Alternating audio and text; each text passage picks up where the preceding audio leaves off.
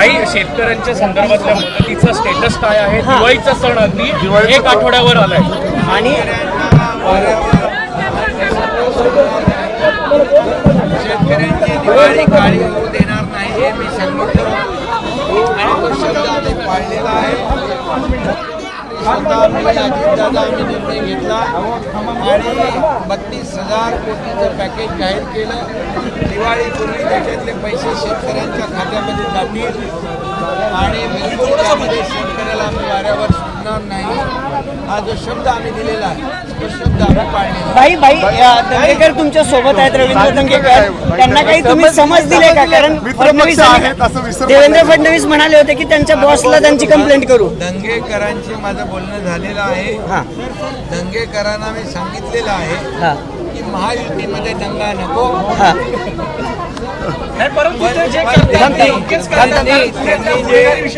त्यांनी जे सांगितलं की पुण्यामध्ये कायदा सुव्यवस्था अबाधित राहिली पाहिजे, सर्वसामान्य गोरगरीब जनतेला कुठलाही त्रास होता कामा नये, पुण्यामध्ये मुली बाळी नागरिक निर्भयपणे त्यांना फिरता आलं पाहिजे, कायदा सुव्यवस्था राखली गेली पाहिजे.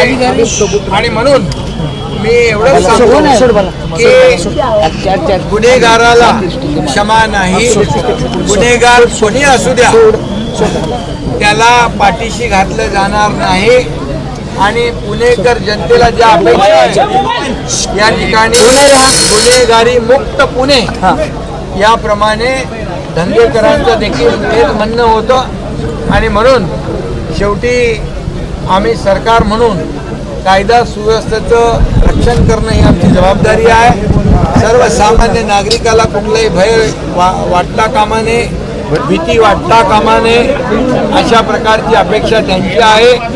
म्हणून या ठिकाणी पोलीस आयुक्तांशी देखील माझी चर्चा झालेली आहे. कुठल्याही गुन्हेगाराला पाठीशी घातलं जाणार नाही, कुठल्याही गुन्हेगाराला माफ केलं जाणार.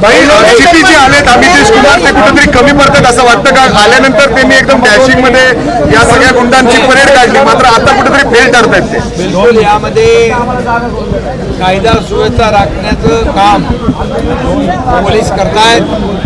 मुख्यमंत्र्यांकडे गृह खाता आहे आणि गृह विभाग पूर्णपणे सक्षमपणे या ठिकाणी जे गुंडागर्दी करतील, जे इथे बळाचा वापर करतील, लोकांना भयभीत करण्याचं काम करतील, त्यांच्यावर कडक कारवाई केली जाईल. कोणालाही सोडलं जाणार नाही. एबीपी माझा, उघडा डोळे बघा नीट.